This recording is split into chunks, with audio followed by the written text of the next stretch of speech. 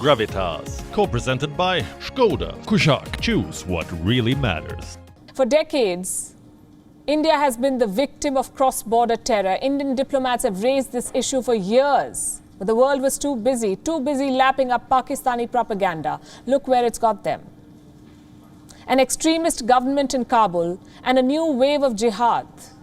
Now those same countries want India's help. 3 spy chiefs visited New Delhi this week. CIA Director William Burns, MI6 Chief Richard Moore, and Russian National Security Advisor Nikolay Patrushev. Why are they visiting India? Because things are spiraling in Afghanistan. Let me take you through each meeting. The first visitor was British spy chief Richard Moore. He reportedly met with India's National Security Advisor Ajit Doval. It was a hush-hush meeting, no statements from either side. The second visitor was CIA Chief William Burns. Another hushed-up visit. Burns met with Ajit Doval, also members of the National Security Council Secretariat. The CIA chief is spending a lot of time in South Asia. Last month, he was in Kabul. He met with Taliban leader Mullah Baradar. This week, he was in India, and some reports say he flew to Pakistan from New Delhi. Again, no statements. The third visitor was Russian NSA Nikolay Patrushev. This was a full-fledged meeting. We had handshakes, pictures and statements. The meeting was a follow-up to the phone call between Prime Minister Narendra Modi and President Vladimir Putin. Afghanistan, of course, dominated the discussion. Here's what the Russian statement says. Both sides agreed to coordinate the approaches of Russia and India in multilateral formats on the Afghan settlement. There's more, and this is significant. The importance of defining parameters of the future state structure of Afghanistan by the Afghans themselves, as well as the need to prevent the escalation of violence, were emphasized. Basically, there is strategic agreement. India is worried about terror havens in Afghanistan, so is Russia. Jihadists in Afghanistan can easily spill over into Central Asia. Moscow is worried about this instability, which is why the statement talks about the need to prevent violence. Plus, India and Russia want to coordinate their approach in multilateral forums. As we've said before, there is precedent for this. Both India and Russia supported the Northern Alliance from 1996 to 2001. So 3 countries, 3 spy chiefs and 3 meetings. The agenda was pretty clear.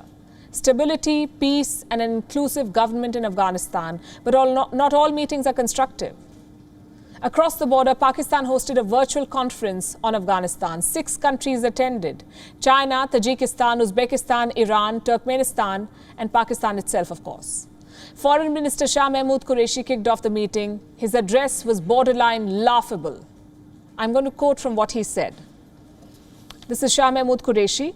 It is clear that no one could anticipate the recent turn of events, from the meltdown of security forces to the collapse of the Afghanistan government. All previous assessments and predictions proved wrong. Pakistan surprises us again. They actively supported the Taliban, they funded them, they armed them, they protected them from America. Now their foreign minister says, no one could have anticipated this. And that's not all. Qureshi wants to invite the Taliban to regional forums now. Listen to this. I also suggest that we may give consideration to the idea to invite Afghanistan in future. Participation of Afghanistan will augment this forum's effectiveness in pursuing our shared objectives for lasting peace and stability in Afghanistan. Participation of Afghanistan and shared objectives. Islamabad has clearly chosen sides. It's just a matter of time before they recognize the new regime, the one that they installed. Same with China. Beijing says the Taliban's cabinet will put an end to anarchy in Afghanistan. China attaches importance to the Taliban's announcement of the formation of an interim government and some important personnel arrangements. This put an end to the anarchy in Afghanistan that lasted for over 3 weeks and is a necessary step for Afghanistan to restore domestic order and post-war reconstruction. I guess in China, terrorists can stop anarchy. Diplomats in Qatar echoed a similar sentiment. They say the Taliban have shown a great deal of pragmatism.